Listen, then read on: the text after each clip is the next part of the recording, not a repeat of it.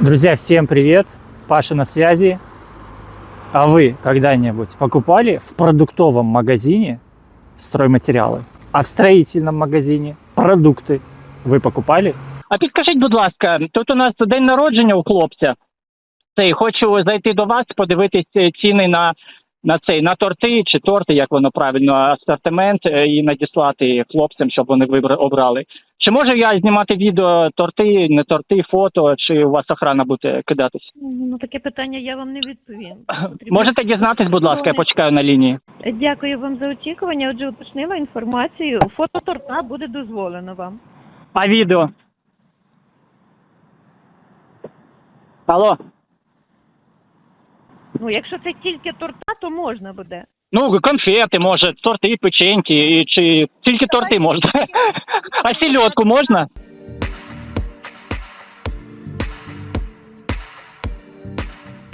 Киев, Украина, за окном 20 марта, на градуснике около 8 градусов тепла, но чувствуется как, наверное, все плюс 10. И я вместе с вами сейчас отправлюсь в эпицентр.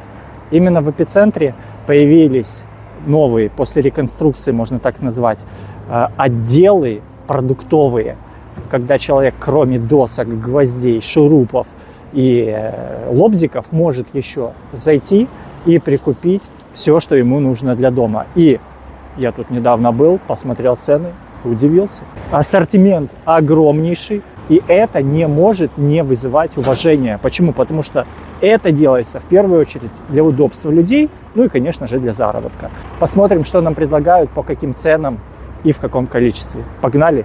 Погнали. Я двигаюсь вон туда, вон, ко входу. Кстати, еще одна новинка, которую я увидел только что, когда шел, это вот такие вот почтовые ящички, которые до этого использовала только Новая почта. То есть, грубо говоря, если вы живете где-то возле отделения или возле магазина вдалеке, и вам неудобно забирать какой-то товар, который вы хотите купить, давайте, раз мы тут уже с вами идем, посмотрим, что у нас по вину. Вино червоное, сухое, 176 гривен за 0,75 литров. Вино червоное сухое, 233 Гарсия. Это, наверное, Испания. Может быть. А может быть и нет. Вино рожевое, сухое, 151 гривна. Вот такое вот на одно лицо вино. Белое игристое, 216 гривен. Вино красное, сухое, 237. Там было белое, тут у нас красное. 198. Ну, короче, за 200 гривен винишко можно литр себе нормально организовать. Вот, кстати, вот для удобства вот такие вот флажки, откуда это вино прибыло. Италия, Италия, Италия, 259, 461, 867. Если вы не понимаете в гривнах, то делить на 38 это доллары, делить на 42 это евро. Вино червоное, сухое, 2020 год, 5319 гривен. Вот так вот выглядит бутылочка вина 4 года, которая тут лежит. Шучу. Честно говоря, кроме вина, другого алкоголя я что-то тут не вижу. Никаких ни вермутов, там, ни пива, ни, может быть, где-то в других отделах, но пока что тут вино. А нет, ошибся, все есть. Вот даже, смотрите, для удобства есть Франция. То есть такие стеллажи отдельно по Италии, отдельно по Франции. Французское вино 400, вино белое сухое французское 300 гривен, это чуть меньше 9 долларов. Аргентина, Південно-Африканская республика. Вы прикиньте, я первый раз такое вижу. Просто топ. Выпить жирафа, как он называется, вино сухое, Шенин Блан, Савана, 259 гривен. Савана у нас стоит 259 гривен. Какие у нас тут еще африканские вина есть. Вот такое вот винишко, 313 гривен с Південно-Африканской республики. Аргентинская 526, 317, 432, 352. Грузия, Азербайджан, Австралия, Чили. Прикиньте, как сделали удобно.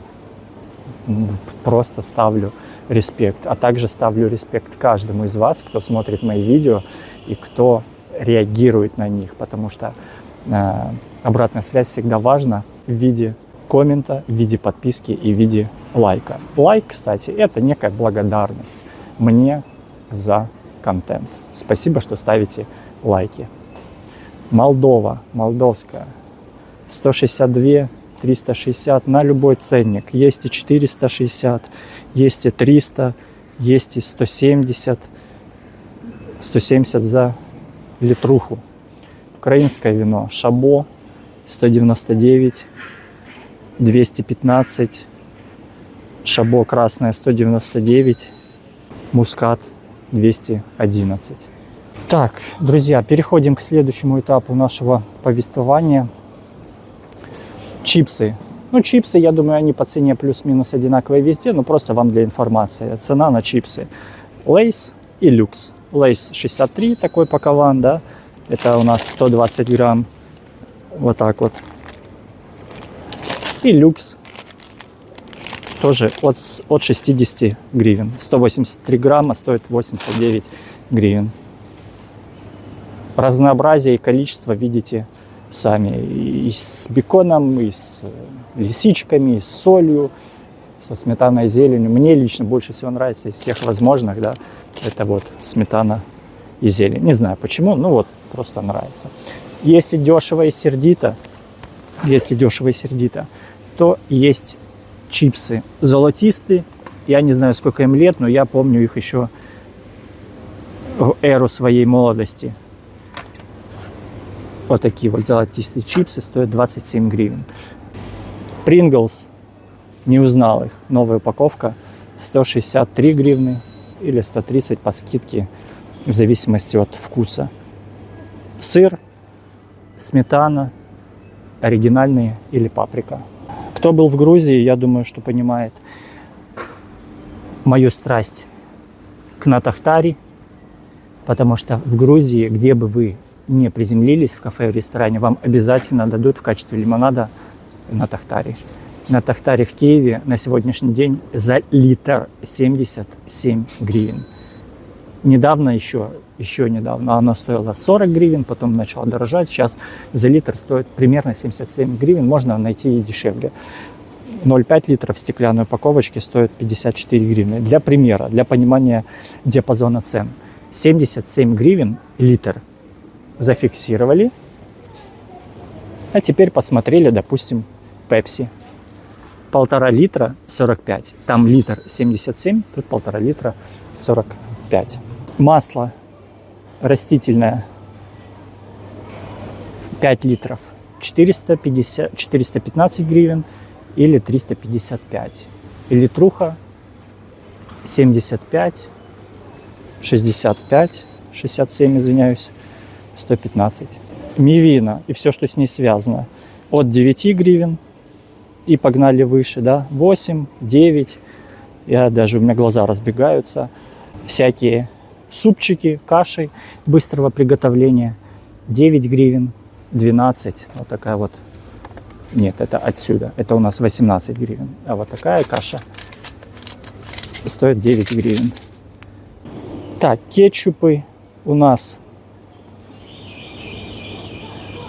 от 21 гривны.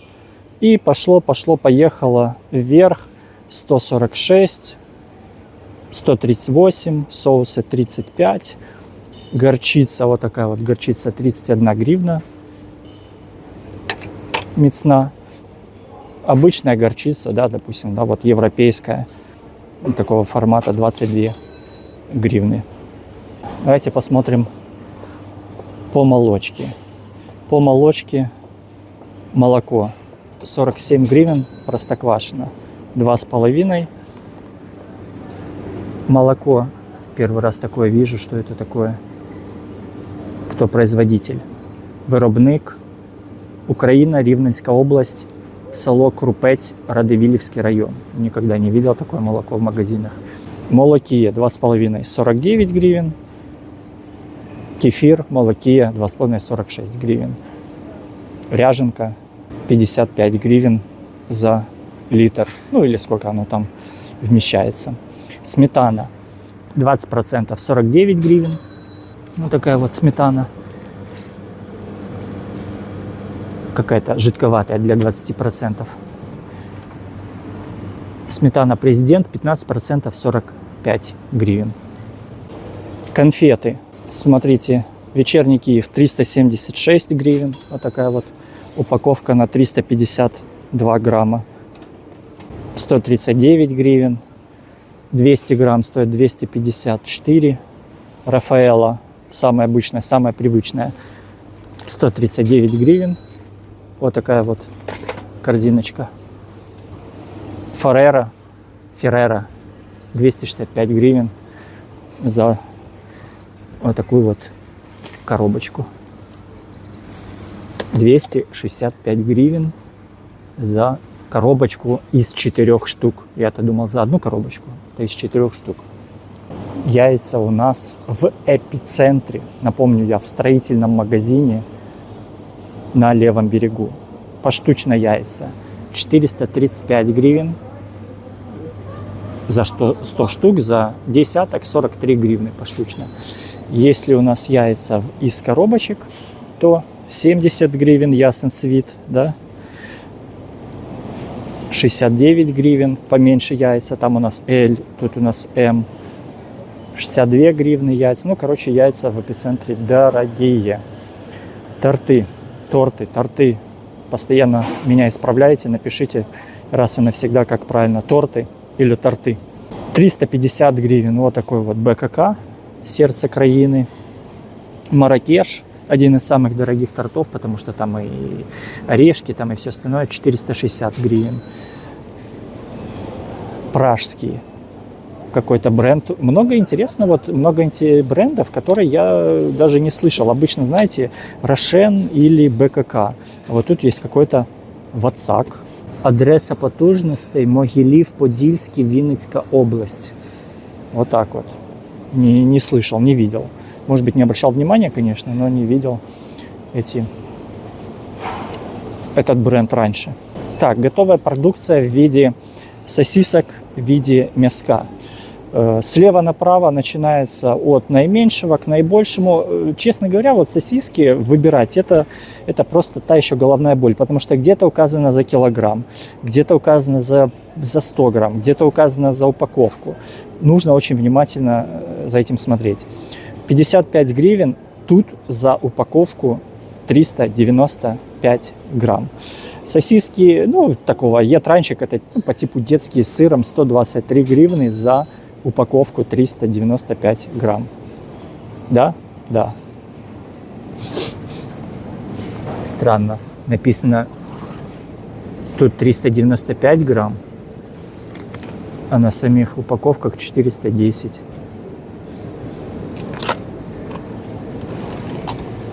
Интересно, сколько выйдет по факту, дороже или нет на кассе. Вот такие вот сосиски мюнхенские гриль стоят 149 гривен за упаковку 300 грамм. Тоже вполне неплохие, удобные. Вот такие вот сосиски мюнхенские гриль. Виробник Австрия. Молочная колбаска вот в таком виде для детишек 350 грамм, 84 гривны. Молочная колбаса в обычном виде, ну, такая вот вареная, докторская, можно сказать, 209, 392 или 305. Тут, скорее всего, за килограмм. Вот, кстати, смотрите, очень удобно, говорю про лайфхак. Берете вот такой вот пакованчик, ставите его в морозилку. И когда нужно, когда готовите чаек, да, Открываете, ложкой черпаете, добавляете туда лимон или апельсин, и у вас получается просто топовый чай, получше, чем в некоторых кафешках. Если хотите более, так скажем, не пюре, а более с ягодами, вот килограмм облепихи, допустим, у вас стоит 226 гривен. Редко заглядываю в такое, потому что делаю сам и котлеты и вот для бургеров и все остальное, ну просто для информации, для понимания. Две котлеты, да, для бургеров стоит 101 гривна за вот эти вот две штуки. Тушка качки. Вот так вот она выглядит. Стоит 15 гривен за 100 грамм. Вот это у нас 500 грамм. 15 умножайте на 5. Так, давайте посмотрим, что у нас по мясу. По мясу у нас шейка 23 гривны, это за 100 грамм. Вот мне туда показываю. Балык 37 гривен за 100 грамм или 370 гривен за килограмм. Кровянка. Кто любит кровянку, поставьте палец, напишите в комменты. 155 гривен за 100 грамм кровянка. Шпык копченый 25 гривен за 100 грамм или 259 за килограмм. По сосискам колбаски домашние 219 гривен за килограмм. Вот такие вот колбаски. Колбаски гриль мюнхенские, кстати, мы их только что там видели запакованными, 139 гривен за килограмм. Фарш яловичий, вот там вот вдалеке, 226 гривен. Фарш обычный 189 гривен. Если куриный, то 159 гривен. Сало в эпицентре. Сало в эпицентре генеральское. Я аж заговариваться начал. Генеральское сало 430 гривен за килограмм. Обычное сало 283 за килограмм. Лопатка свина 189 за килограмм. Ребра свиные. Вот, кстати, что-что, а ребра тут дешевые. Ребра свиные 191 за килограмм. Обычно они стоят порядка 220 гривен. Так, корейка. Корейка свиная 236, а шеек 245 за килограмм. И вдалеке, вот там вот вдалеке 143, это мясо котлетное. По курице. Куриные крыло 95, локтевая часть 89. Мне, кстати, нравятся всегда локтевые части. Вы их берете, покупаете, килограммчик взяли, соевый соус, замариновали, чесночок, и получается топ. И еще метку туда добавляете, чтобы закарамелизовалось. Так, гомилка куряча 98, филе куриное 170 гривен, стегно бедро 163, индюк филе 239. Ну, как видите, цены, в принципе, вполне плюс-минус вменяемые. То есть я бы не сказал, что они какие-то сильно огромные. Так, давайте еще посмотрим рыбку. Справа у нас рыба в виде соленая мойва пряного посолу 95 гривен за килограмм или 9 за 100 грамм. Вот там вдалеке скумбрия или селедочка, вот более привычная селедка 157 гривен за килограмм. Вот такие вот красивности, красота. Посмотрите, как все украшено. Просто бери, не хочу. Оселедець с цибулею уже готовый, поперченный. Все, взяли и просто ходите, кушаете. 28 гривен за 100 грамм. Форель 79 гривен. Вот это центральный ценник охолодженный. Лосось филе охолодженное 99 гривен за 100 грамм. Толстолоб 35 гривен за 100 грамм или 350 за килограмм. Тут у нас, видите, люди кушают. Тут уже готовая продукция. Вы просто можете зайти, перекусить, на столике выбрать все, что вам требуется, и сесть за столик, перекусить. Называется вот так вот фудкорт. Если хотите, чтобы я туда зашел, заснял, попробовал, продегустировал, напишите об этом в комментах, потому что если я сейчас туда завалюсь, это будет сильно долго. Так, друзья, из готовой продукции давайте посмотрим из того, что я покупаю, из того, что у меня, допустим, в морозилке бывает лежит, котлета по-киевски. Это на тот случай, когда к вам приходят друзья, это когда у вас нету времени, да, там что-то готовить. Котлета по-киевски лежит в морозилке, там 2 штуки. 2 штуки суммарно 300 грамм. Готовится, ну, минут 10, наверное. То есть положили, и главное, чтобы оно размерзлось. Котлета по-киевски. Цену на котлету по-киевску я, честно говоря, не вижу. Тут вот есть написано котлета кордон блю с шинкой. Я думаю, что котлета по-киевски, возможно, ну, стоит примерно там гривен 100. То есть есть наггетсы, котлеты по-киевски нет. Ну, не суть. Вот, допустим, наггетсы 88 гривен, 300 грамм. Тоже очень удобно. Вывалили, приготовили, и не нужно себе ломать голову. Бургеры 45 гривен. Такое чистое стекло. Это вам отсвечивает прожектор. А у меня прожектора нету. Чистое стекло, я думал, что его нету. Вот такой бургер стоит 45 гривен. Это чуть больше, чем $1. Вот такой вот даже есть хот-дог. Бургеры я вижу часто, а хот-доги я вижу замороженные первый раз. Тоже чуть больше $1 стоит 45 гривен. Пельмени. По пельменям ассортимент огромнейший. Логика максимально простая. В пельменях наибольшая цена – это мясо. Соответственно, если мясо качественное, то и цена будет дорогая. Самые дорогие пельмени, которые тут есть, пельмени по-домашнему, 157 гривен. Вот эти пельмени 132 гривны 800 грамм. Вот эти пельмени эскимос 149 гривен. Есть подешевле, есть за 95 пельменей полкило, 450. Это пельмени с мясом кролика. Самые дешевые пельмени, которые я тут вижу, это 800 грамм за 87 долларов, хотел сказать, 87 гривен. Там 100 гривен за полкило, 87 гривен за почти килограмм. У нас вот такие, допустим, хинкали 174 гривны. Но назвать это хинкали, если вы были в Грузии, как бы максимально сложно.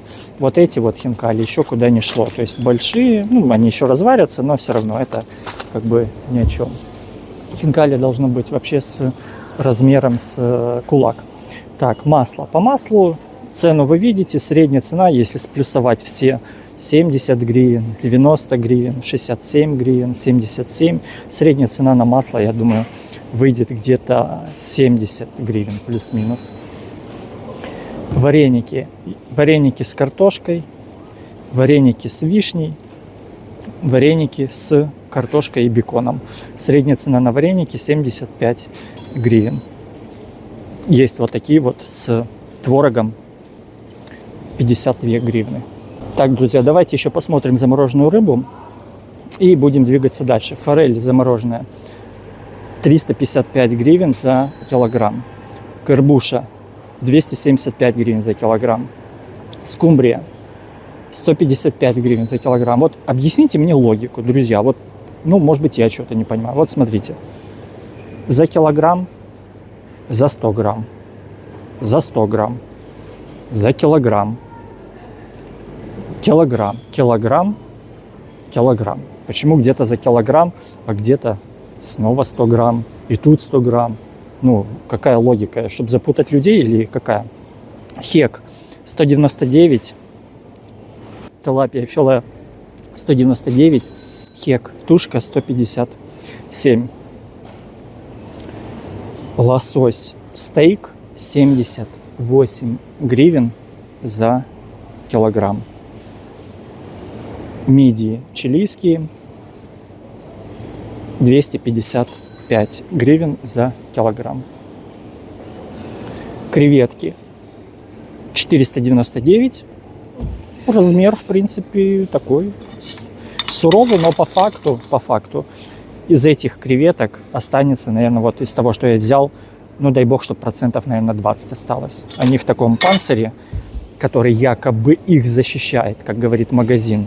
Водяной такой панцирь. Но по факту я не знаю. Покупаете килограмм, они размораживаются, из них остается там 200 грамм. Икра красная 184 гривны. Фастевский район, село Тарасевка.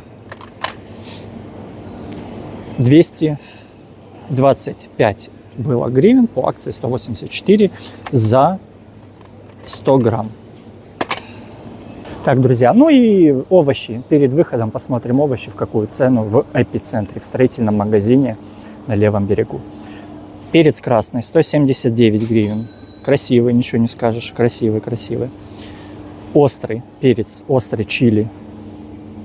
Руками не трогать. 269 гривен. Огурцы 124. Или огурец вот такой вот гладкий 149. Черри. Черри у нас 276. Вот такие вот маленькие черри. Обычный помидор 93 или 119. Ну, 276 черри, это мне кажется, это потолок. Цена им 100 гривен. Грейпфрут 49. Мандарин 54. Апельсин 69. Яблоки 26. Только что проходил через рынок, там были яблоки по 20, тут, видите, даже есть 18, хотя все остальные 24, 30, 26. Из часто используемого батат не часто используемый, но он тут лежит, 149 гривен, 16 гривен цибуля за 100 грамм, капуста белокочанная 14 за 100 грамм, за 100 грамм? Или за килограмм? За килограмм. Извиняюсь. Это за килограмм, это за килограмм, это за килограмм. Меня эти по 100 грамм уже просто позапутывали. Так, чеснок 179, картопля рожева 27, молода 44. Морковь 11 гривен. Ну, морковь вообще дешево. Дешево и сердито. Буряк 17 гривен за килограмм. Тут уголок просроченного товара, видите, все почти по минус 50. Допустим, апельсины минус 50 было 35 гривен, стало 17 гривен. Оцененный товар, вот такая вот полуниця, было 129, стало 64. Ну, для интереса просто даже возьмем, посмотрим, что тут с ней случилось, что она стала в 2 раза дешевле. Ничего с ней не случилось, она в плесени просто. Плесень есть плохо. Так, огурцы. Огурцы были 74, стали 37. Ну, по виду еще живые, не знаю. Редиска была 78, стала 39. Ну, жесткая, не мягкая, жесткая, то есть в прозрачных каких-то вот таких упаковочках можно пока. В целом, да, если опять же вам куда-то в лимонад там или еще куда-то, лайм, был 64, минус 50%, стал 32. Почему? Добрый. Стал 54. Мене звати Сергій, я з охорони. Добрий Можу з день. вами поспілкуватися? Да, будь ласка. Да. Бейбі картошка 34, мінус Це ви куди 50%. знімаєте? У нас фото-відеозйомка в епіцентрі заборонена. Ага. Тобто, відповідно, я знаю свої права і обов'язки, я вас забороняю. Угу. Я вас не знімаю, я себе знімаю. І хотів би з вами поспілкуватися. Будь ласка. А для чого це? Куди? Для себе. Для себе?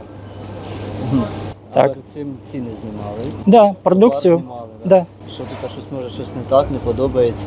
Ні, все подобається. Все подобається, так? Я просто в епіцентрі, ну, зазвичай купую там доски, да, якісь цвяхи. І коли я побачив, що епіцентр після реконструкції став в 100 разів краще і з'явився новий відділ, в котрому я, як покупець, можу, крім досок, ще купувати продукцію, то я вирішив подивитись ціни і порівняти вдома їх з іншими. Ну, це ж Ви нормально. можете сфотографувати просто. Так, можна сфотографувати. Чим відео Та зйомки. яка різниця? Фото, відео. Можливо, є якийсь, може ви Ну. якийсь блогер, може ще щось. Окей, навіть якщо я блогер, що далі? Нічого. Ну, все, Тобто ви да. не стверджуєте, що ви не блогер. Я просто Дивіться, я можу, відео у нас я приходить. зрозумів, я можу записувати на листочок. Да. Можу? Можу. Я можу фотографувати, можу? Можу. Я можу знімати відео, можу? Можу. Що в цьому такого? У нас Просто це заборонено. що у вас саме заборонено? Ціни. Де це написано? Це якийсь режимний об'єкт? Ні. Це місце загального користування. Так, Сюди це будь-який може зайти без перепустки. Звичайно, Так, звичайно, все. Це загально доступно. А чому у вас не можна Тому що, фотографувати? тому що у нас так не прийнято. Ну просто чому Якщо ось, ви хотіли, щоб я зрозумів. Якщо ви хотіли, наприклад, зняти фото-відео, ви підійшли до адміністратора. Скажіть, будь ласка, там, я хочу, я там такі-то, такі-то, представилися. Мгм. Так ви прийшли. Ну, Що? може ви якось Що? працюєте не на Україні, там, не заради України. Ну запитайте, якщо вас це цікавить. Я ж не знаю. Може вам паспорт показати чи в дії щось інше. Ще я паспорт. Ні, якщо у вас є якісь питання, ви можете задати. Я хочу, щоб ви не знімали на фото-відео. Це прохання лише нашого керівництва і все. Добре. Я все вже зняв. В мене ще є Гарного дня. той ряд, я його зніму і піду. Все. Хорошо, добре, гарного дня. Дякую вам. Так, дальше. Авокадо 48 гривен, ананасы 99 гривен, лайм 154 гривны, авокадо 99 гривен, лимон 56 гривен и имбирь 259 гривен. Киви 99 гривен. Вот, кстати, киви цена вполне нормальная. Друзья, на самом деле как-то медленно работает охрана, как бы это смешно ни звучало. Почему? Потому что они должны сидеть в камеры и смотреть каждого человека, кто начинает снимать их цены, их продукцию. Они должны сразу выбегать и сразу это предотвращать. Ну, я шучу, но сам факт. Друзья, я вышел, сел, загораю на солнышке, меня разморило, но хочу подвести некий итог. Я думаю, что вы и сами все слышали, все видели. Охранник вел себя достойно, культурно. Мне показалось, что в его речи прозвучала фраза «я хочу попросить вас». Не «я запрещаю», а «я хочу попросить». Це прохання лише нашого керівництва і все. Отклонить эту просьбу или нет, решает, конечно же, покупатель, но ставлю ему респект. Меня, знаете, удивляет немного другое. Меня удивляет тот факт, что в 21 веке, в эру, где каждый метр вашего шага фиксируется камерой, где туризм развит во всем мире настолько, что не иметь камеру, не иметь в телефоне и не фотографировать, и не снимать видео везде – это нонсенс. Реагировать на фотосъемку, видеосъемку нужно прекращать. И нужно просто принимать это как должное. Это не какие-то запрещенные, да, там, режимные объекты, это магазин. Для каких целей я снимаю видео, может, и вообще бесцельно. Вот просто люблю держать в руках камеру и люблю снимать. Не обязательно должно быть какое-то оправдание, да. Конечно же, с руками и ногами никто не будет выводить. Но как вести себя, решать вам. Тревога, сирена.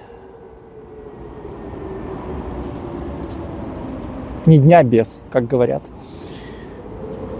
Пальцы, комменты, подписка. До новых встреч в новых видосах. Всем пока.